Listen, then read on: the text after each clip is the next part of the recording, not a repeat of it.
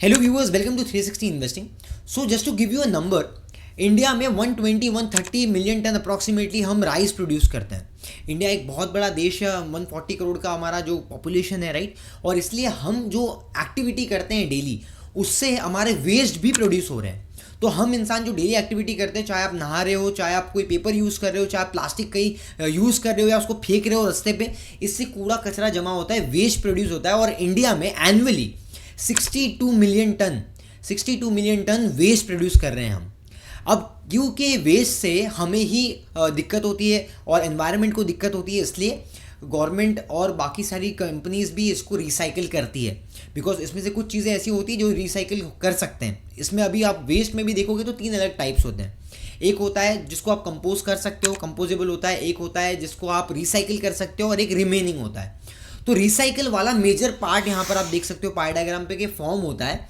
और इसीलिए बहुत सारी कंपनीज रिसाइकिल कर रही है आजकल वेस्ट को। पिछले 3-4 साल में यू विल सी जो रिसाइकलिंग में जो थीम है इंडिया में बहुत तेज़ी से ग्रो हो रहा है।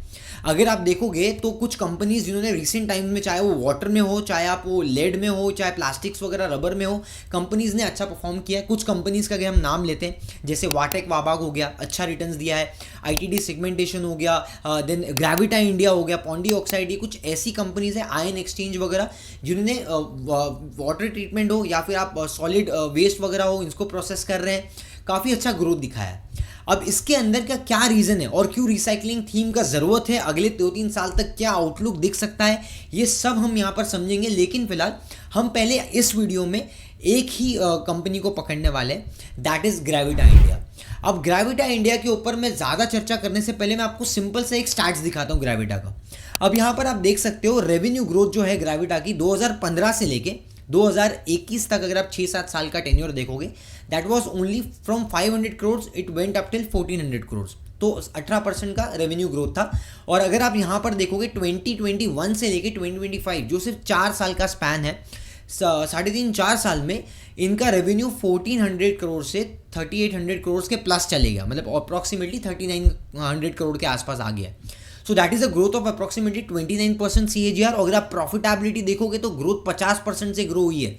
तो 57 करोड़ वाला अप्रॉक्सीमेटली 313 करोड़ हो गया, जो अभी ये फाइनेंशियल ईयर क्लोज हुआ, राइट। तो इतना बड़ा जंप जो आपको पहले साल 6 साल 7 साल में नहीं देखने मिला, वो बाद में 3-4 साल में आपको देखने मिला। ये क्यों पॉसिबल हुआ, इसके ऊपर भी हम चर्चा करेंगे। एंड मैं आपको ग्रेविटा इंडिया के बारे में डिटेल एनालिसिस दूंगा, क्या फाइनेंशियल्स क्या बोल रहे हैं, मैनेजमेंट कमेंट्री, आने वाले टाइम में ग्रोथ प्रोस्पेक्ट्स क्या लग रहे हैं, कौन से नए नए अदर सेगमेंट्स में कंपनी एंटर कर रही है, प्रोडक्ट मिक्स कैसे चेंज हो रहा है, अपार्ट फ्रॉम दैट कंपनी के फ्यूचर प्लान्स क्या है, कैपेक्स क्या है, कैपेसिटी क्या है, बहुत सारी चीज़, एक detail analysis top to down including fundamental technical हम यहाँ पर करने वाले हैं। क्योंकि आप लोगों को मेरा पैटर्न पता है, डिटेल रिसर्च मैं आपको देता हूँ, इसलिए नाम ही 360 इन्वेस्टिंग है हमारे चैनल का।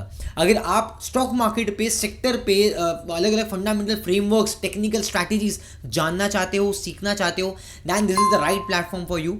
Hit the subscribe button and also hit the like button before we start the analysis.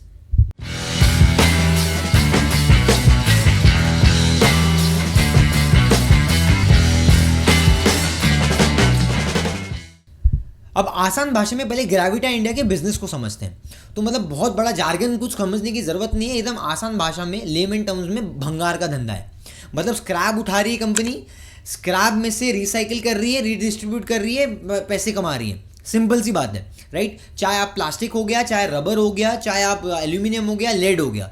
अब क्योंकि पहले जो उतना बड़ा ग्रोथ नहीं देखने मिला, क्योंकि इनका सिंगल डिवीजन कॉन्सेंट्रेशन था, लेड में इनका ज़्यादा रेवेन्यू आता है, अभी भी आता है, बट आस्ते आस्ते नए सेगमेंट्स में कंपनी एंटर कर रही है। तो लेड में एक चीज़ होती है कि भाई जब मैं लेड को रिसाइकिल कर रहा हूँ, स्क्रैप में से उठाया, तो मान लो उसका 100 रुपये का पर किलो भाव था, एग्जाम्पल दे रहा हूँ मैं। और जब आपने उसको प्रोसेस करके वापस से बेचा, तो आपका लेड में मार्केट में लेड का भाव गिर गया 60 रुपये पे या 70 रुपये पे। तो मेरे को तो इन्वेंट्री का लॉस हो गया, 30 रुपीज़ का मेरा भाव गिर गया ऑलमोस्ट, जो मैंने रिसाइकिल करके दिया। तो इसीलिए कंपनी को पहले काफ़ी वोलेटिलिटी मार्जिन्स में देखने मिलती थी और बिजनेस में भी काफ़ी इंपैक्ट होता था। तो अभी हम बिजनेस में क्या क्या चेंजेस हुए वो भी समझेंगे यहाँ पर। तो स्टार्टिंग में जो डेटा पॉइंट है उसको ध्यान में रखना, जो हमने बात किया था कि पिछले 3-4 साल में क्या ग्रोथ है। तो बेसिकली सबसे पहला पॉइंटर आता है कि इनफॉर्मल टू फॉर्मल सेक्टर पे कंप्लीट शिफ्ट होते जा रहा है। यहाँ पर आप देख सकते हो informal lead recycling trend in India तो बेसिकली यहाँ पर फॉर्मल सेगमेंट 75% हो गया, जबकि आपका 2016 में ये सिर्फ 20% था और अब 75% हो गया। और अगर आप देखोगे 2016 में ही 80% इनफॉर्मल सेक्टर था, जो कि गिर के अब 25% पे रह गया। तो इट्स कंप्लीट एक्स, राइट। आप यहाँ पर पैटर्न भी देख सकते हो। तो it is a tremendous growth. अगर आप ये देखोगे तो पूरा शिफ्ट हुआ है, वैल्यू माइग्रेशन हुआ है यहाँ पर। तो बेसिकली अब यहाँ पर ग्रेविटा इंडिया पैन इंडिया पे लेवल तो इनका मतलब काफ़ी अच्छे टच पॉइंट्स हो गए, इनका डिस्ट्रीब्यूशन नेटवर्क काफ़ी अच्छा हो गया। मैं आपको यहाँ पर बताता हूँ। See if you'll see in this graph, आप क्लियरली ये देख पाओगे कि किस तरीके से ग्रेविटा इंडिया के जो एक बार अलग अलग इसके पार्टनर्स देख लो। यहाँ पर पार्टनर में देखो अमर राजा बैटरी है, फिर एक्साइड है, फिर लिवगार्ड है, ल्यूमिनस बैटरीज वगैरह भी है, Panasonic, Nilkamal, Hitachi, Tata, KEC, KEI, TVS, बहुत सारे। आप इसको पॉज करके भी देख सकते हो। अब इनका अगर आप कस्टमर नेटवर्क देखोगे ग्लोबली तो 34+ कंट्रीज में ये ऑलरेडी है, 340+ कस्टमर्स इनके पास में। और करंट कैपेसिटी जो अगर आप देख रहे हो तो 3 लाख मेट्रिक टन इनका ऑलरेडी क्रॉस हो गया है। तो बेसिकली यहाँ पर एक कैपेसिटी तो इन्होंने कंटिन्यूसली बढ़ाया है, लेकिन फुटप्रिंट्स में आप देख सकते हो यूरोप में, अमेरिका में, मिडिल ईस्ट में, एशिया में, मोस्टली सब जगह पे कंपनी है। अगर आप ये समझ सकते हो कि मतलब कंपनी का डोमिनेंस कितना है, कोई मोट एग्जिस्ट करता है कि नहीं, कंपनी को कॉम्पिटिटिव एडवांटेज कोई एग्जिस्ट करता है कि नहीं, इसके लिए हम हमेशा देखते हैं कि भाई बैरियर टू एंट्री कितना हाई है। जितना हाई बैरियर टू एंट्री रहेगा किसी भी इंडस्ट्री में, किसी भी बिजनेस में, उतना ज़्यादा वो इररिप्लेसेबल होगा। मतलब उसको आसानी से कोई भी कॉम्पिटिटर आके कॉम्पीट नहीं कर सकता, राइट। और इसलिए आप यहाँ पर देखोगे तो बैरियर्स टू एंट्री में इंपोर्ट लाइसेंस, मतलब लाइसेंस ज़रूरी है।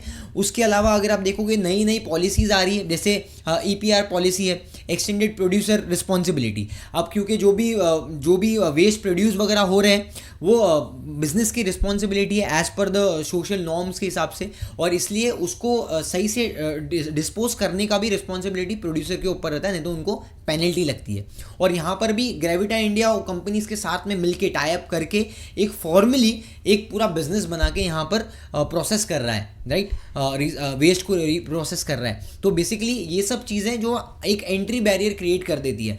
अपार्ट फ्रॉम दैट कंपनी का जो डिस्ट्रीब्यूशन नेटवर्क हमने देखा वो तो इंपॉर्टेंट है ही, उसके अलावा स्पेशलिस्ट नॉलेज है इनके पास, पूरा प्लांट है इनके पास, स्ट्रक्चर है पूरा, जो कि एक आम इनफॉर्मल सेक्टर में किसी के पास में होना पॉसिबल नहीं है। और इसलिए आपने देखा कि जो शिफ्ट हुआ वो इनफॉर्मल से फॉर्मल वो काफ़ी तेज़ी से हुआ। अब ग्रेविटा इंडिया के जो भी OEMs हैं, जो भी अलग कस्टमर्स हैं उनके पास में, उनके साथ में इनका एक रिलेशनशिप बना हुआ है। और अभी जो प्रोडक्ट्स होते हैं अलग अलग, उसको अप्रूवल मिलने के लिए भी टाइम लगता है। और इसलिए अगर आप देखोगे तो किसी भी दूसरे नए कोई कंपनी के अंदर स्विच करना थोड़ा सा मुश्किल होता है। और हमें लगता है कि शायद इसी वजह से पिछले कुछ सालों में ग्रेविटा इंडिया का जो मोमेंटम है वो काफ़ी अच्छे देखने मिला हमें। अब यहाँ पर मैं आपको ग्रेविटा इंडिया के मेरी रिपोर्ट पे लेके आया, जो मैंने रिसेंट में ही लिखी थी। सो हम हमारे क्लाइंट्स के लिए नॉर्मली ऐसे कुछ अपडेट्स और अच्छे कंपनीज़ के ऊपर रिपोर्ट्स वगैरह भी लिखते हैं। तो बेसिकली यहाँ पर आप देख सकते हो कि कैपेसिटी ओवरव्यू जो है वो बढ़ गया है, 3.34 लाख के आसपास पहुँच गया, that is metric ton per annum. And जो कंपनी ने गाइडेंस दी है दैट इज़ अप्रॉक्सीमेटली ये स्केल करने वाले हैं FY28 तक 7 lakh metric ton per annum के तक ये ऑलरेडी पहुँच जाएगा। कैपेक्स कंपनी ने ऑलरेडी प्लान किया है 1500 करोड़ का, जो कि 375 करोड़ का अभी लाइव जाएगा, और बाकी जो है वो बाद में 1500 करोड़ स्प्लिट होने वाला है। That is in terms of 1000 crore will be towards lead and aluminium plastic, और 500 करोड़ जो लिथियम आयन बैटरीज एक नए सेगमेंट में एंटर कर रही है कंपनी, उसके अंदर रबर, स्टील और प्लास्टिक के अंदर जाएगा। तो basic paper, steel and rubber के अंदर जाएगा। तो बेसिकली लिथियम आयन को भी ज़्यादा थोड़ा सा फोकस कर रहे हैं यहाँ पर, और एक नए सेगमेंट में एंटर कर रहे हैं। अपार्ट फ्रॉम दैट एक और चीज़ यहाँ पर आप देखोगे तो एबिटा जो है मार्जिन्स 10.43% पे है। सो बेसिकली ये जो पहले एबिटा मार्जिन्स थे उनके वो 7% के आसपास थे, जो कि बढ़ के अब 10% से अबाव भी चले गए हैं। उसका रीज़न मैं आपको बताता हूँ। जैसे मैंने आपको स्टार्टिंग में बताया था कि लेड में क्योंकि ये मेजरली कर रहे थे, अगर आप इनका कॉन्सेंट्रेशन रेवेन्यू देखोगे तो it majorly comes from lead. तो यहाँ पर आप देख सकते हो its core strength lies in lead recycling, और ये अप्रॉक्सीमेटली 88% आपका FY24 में रेवेन्यू कंट्रीब्यूट कर रहा था। अब लेड को क्या आप बार बार रिसाइकिल कर सकते हो, और इसलिए यहाँ पर अगर आप देखोगे लेड का जो कमोडिटी एज अ कमोडिटी इसको हम देखते हैं। एंड कंपनी का जो न्यू वेंचर है that is lithium ion batteries recycling, ये अभी ऑलरेडी प्रोग्रेस में है। आई थिंक कंपनी का गाइडेंस के हिसाब से कमर्शलाइजेशन ऑपरेशन का स्टार्ट होएगा फर्स्ट हाफ ऑफ FY26, तो अगले एक क्वार्टर के बाद में चालू होना चाहिए। रबर रिसाइकलिंग में 60,000 metric ton per annum capacity already target किया गया FY26 के अंदर। एंड स्टील एंड पेपर में हाई कैपेक्स फोकस ऑलरेडी किया है, लेकिन दैट इज इन 27-28, तो बेसिकली ये आने वाले टाइम में आपको दिखने मिलेगा। लेकिन कहीं ना कहीं हम इसको कंसिडर करते हैं बिकॉज हम ओवरऑल वैल्यूएशंस कंपनी का ओवरव्यू देख रहे हैं हम। अब ग्रेविटा इंडिया के परफॉर्मेंस हाईलाइट जो Q4 क्वार्टरली रिजल्ट्स के हाईलाइट्स देख लेते हैं। Q4 में अगर आप देखोगे तो Q-on-Q बेसिस में लास्ट में यहाँ पर देखो सिर्फ 4% का ग्रोथ था कंसेक्यूटिव क्वार्टर बेस में, लेकिन Y-on-Y बेसिस में 20% का ग्रोथ था। एबिटा में Y-on-Y बेसिस में 27% का ग्रोथ था और 38% अप्रॉक्सीमेटली पैट पे ग्रोथ था Y-on-Y बेसिस में। अब यहाँ पर ईयरली नंबर्स भी देख सकते हैं, एक फाइनेंशियल मॉडलिंग हमने रफली यहाँ पर किया हुआ है। सो बेसिकली बहुत सिंपल से मैं आपको रफ आइडिया दे देता हूँ हमने क्या किया है इस पर। जो रेवेन्यू हमें मिला था 3869 राइट, उसको हमने 30% से ग्रो किया 1160 प्लस कर दिया उसको, जो 3869 हमें मिला था that will give you forward का। तो बेसिकली मैंने उसको राउंड ऑफ कर दिया 50-50 कर दिया। एंड सिमिलरली हम 30% पे ग्रो कर सकते हैं, तो बेसिकली 30% रेवेन्यू ग्रोथ करके, क्योंकि अब इसका जो मार्जिन है that can be between 8% to 10.5%, तो मैं यहाँ पर रफली 9% लेता हूँ। सो बेसिकली 50-50 इंटू अगर मैं 9% यहाँ पर ले रहा हूँ तो ये आपको 455 का आपका प्रॉफिटेबिलिटी देगा। एंड जो आपका पैट मार्जिन है दैट इज़ क्लोज टू 7-7.5%। तो अगर मैं 8% भी उसको ले रहा हूँ, 7.5 और 8% भी मैं इसको लेता हूँ, तो आपका 400 करोड़ के आसपास आ जाता है। तो बेसिकली क्योंकि मार्जिन अब स्टेबलाइज होते जा रहे हैं, इसके लिए मैं थोड़ा सा हायर लेवल पे मार्जिन ले रहा हूँ, क्योंकि अब अलग अलग वर्टिकल्स में जा रही है कंपनी, तो मार्जिन हेजिंग स्ट्रैटेजी के थ्रू नॉर्मलाइज होते जाएंगे। उसका मैं आपको एक डेमो देता हूँ। कंपनी की अगर मार्जिन ट्रेजेक्टरी आप देखोगे तो आप ये देख सकते हो कि किस तरीके से जो कंपनी का बैक टू बैक हेजिंग है, रिस्क मिटिगेशन स्ट्रैटेजी है, उसके चलते कंपनी का जो मार्जिन है कहीं ना कहीं सस्टेन होते जा रहा है। पहले थोड़ा सा बहुत तेज़ी से बढ़ा, और अगर आप देखोगे पिछले 3 साल में 10% के आसपास का मार्जिन कंपनी सस्टेन कर पा रही है। तो basically hedging mechanism is actually working well for company, because वो फॉरवर्ड्स में या फिर वो इंडेक्सेस में नए नए कॉन्ट्रैक्ट के थ्रू अपने जो पोजीशंस है उसको हेज कर लेते हैं। और ये चीज़ अभी फिलहाल MCX के साथ में भी ऑलरेडी वो टाइप करने वाले हैं वहाँ पर भी। तो बेसिकली मुझे लगता है आने वाले टाइम में रिस्क को मैनेज करने के लिए एक अच्छी स्ट्रैटेजी ग्रेविटा इंडिया के पास में है। तो आपको ये वैल्यूएशन मैट्रिक्स के हिसाब से जो कंपनी बोल रही है इसको थोड़ा सा नॉर्मलाइज करके भी, थोड़ा कम करके भी आप देख सकते हो। और उसके अलावा एक और इंटरेस्टिंग चीज़ मैं टुवर्ड्स दी एंड बताने वाला हूँ, बुल बेयर के सिनेरियोज भाई हम बना के यहाँ पर देखने वाले कि वहाँ पर मल्टीपल्स क्या दिखते हैं, एंड टेक्निकल्स भी हम यहाँ पर अंडरस्टैंड करने वाले। तो अभी तक अगर आपको ये अच्छा लगा है तो just let me know in the comment section and hit the like button. आप कंपनी का विजन देखते हो 2029 में, तो आप ये देख सकते हो न्यू रिसाइकलिंग वर्टिकल्स में कंपनी एंटर कर रही है। फिर वॉल्यूम ग्रोथ 25% प्लस, 30% के अप्रॉक्सीमेटली प्रॉफिटेबिलिटी, पावर कंजम्पशंस को जो आपका रिन्यूएबल पावर है उनके ऊपर फोकस ज़्यादा है, reduction in the energy consumption वाले पावर जो है उस पर वो भी एक फोकस रहा है, और हायर ROC गेन करने का कंपनी फोकस कर रही है। अब चलते हैं टेक्निकल्स पे, तो अभी चलते हैं ग्रेविटा इंडिया के ऊपर। सो बेसिकली यहाँ पर ग्रेविटा इंडिया एक चैनल के अंदर ट्रेड कर रहा है। सो मुझे लगता है कि ये बॉलिंजर बैंड के चैनल के विद इन इसको यहाँ पर थोड़ा टाइम तक हो सकता है कंसोलिडेट हो, लेकिन चैनल वर्टिकल अभी थोड़ा सा अपिश दिख रहा है हमें। तो जब तक एक बार ये 1700 वाला लेवल नहीं ब्रेक करता है तब तक ये मोमेंटम हम एक्सपेक्ट कर सकते हैं कि पैटर्न फॉलो करेगा, क्योंकि कभी भी कोई भी पैटर्न के बाहर जब कोई भी मोमेंटम आता है तब कुछ नया चेंजेस आता है उसमें, तब तक स्टॉक का एक नॉर्मल जो चाल होती है उसके हिसाब से वो चलता है। तो वो चैनल को वॉच करना ज़रूरी है। एक और चीज़ यहाँ पर ये हम देख सकते हैं कि मूविंग एवरेज 50 मूविंग एवरेज के ऊपर चल रहा है। सुपर ट्रेंड ऑलरेडी यहाँ पर एक भी ग्रीन नीचे आ गया है, मतलब सुपर ट्रेंड भी आपको एंट्री के लिए कंफर्मेशन दे रहा है। बट यहाँ पर एक चीज़ ये देखना होगा, कंफर्मेशन दे के वापस से स्टॉक नीचे आ गया। अपार्ट फ्रॉम दैट एक और चीज़ है कि रेड वॉल्यूम्स और ग्रीन वॉल्यूम्स दोनों भी आपको देखने मिले सपोर्ट लेवल्स के आसपास। सो आई थिंक गोइंग फॉरवर्ड 1500-1600 वाला जोन जो था वो काफ़ी अच्छा सपोर्ट, स्ट्रॉन्ग सपोर्ट बनेगा। सो यहाँ से अगर आपको अपसाइड मोमेंटम दिखेगा तो फर्स्ट जो आपका रेजिस्टेंस आएगा दैट विल बी टूवर्ड्स 2400, और माइट भी वहाँ पर आके एक बार हॉल्ट होना चाहिए considering the valuations also, because ये जो है एक कहीं ना कहीं कमोडिटी का जो एलिमेंट है इस कंपनी के वैल्यूएशंस में आपको रिफ्लेक्ट करता है। और ये कंपनी का वैल्यूएशंस आपको मतलब 70-80 का PE मल्टीपल नहीं मिलेगा, it's very too expensive. So current context में अगर आप देखोगे तो ऑलमोस्ट 35-45 के मल्टीपल के आसपास ही चल रहा है ये। सो बेसिकली यहाँ पर 3 सिनेरियो आप देख सकते हो। बुल केस अगर आप ईपीएस फॉरवर्ड ईपीएस FY26 में देखोगे 50 60 65 का जो ईपीएस हम ले रहे हैं, तो 40x पे अगर आप देखते हो तो 2600 का भाव आ सकता है, which is 33% upside.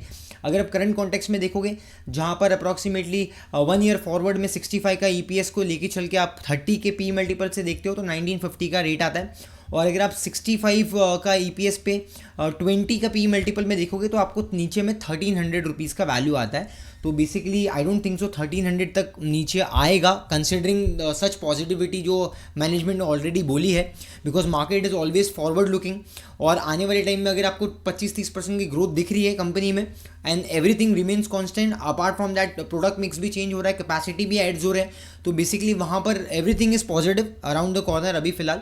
But every time there is a risk. जब भी आप कोई भी कंपनी में एंटर करते हो तो आपको रिस्क रिवॉर्ड हमेशा ही देख के एंटर करना है, and you need to do your own analysis, because I am not recommending any buy or sell recommendation, this is purely on the educational basis. So guys I hope recycling theme में आपने Gravita India का analysis enjoy किया होगा। If you really loved it, do it the like button.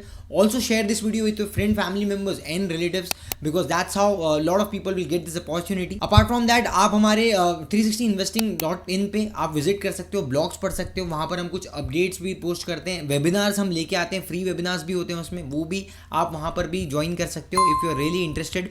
Apart from that, अगर आपने अभी तक channel को सब्सक्राइब नहीं किया है तो do it the subscribe button, also hit the bell notification. अगर कुछ भी डाउट्स है तो आप कमेंट्स में पूछ सकते हो. मिलते हैं अगले वीडियो में. Till then keep learning, keep doing it. 360 investing. Thank you.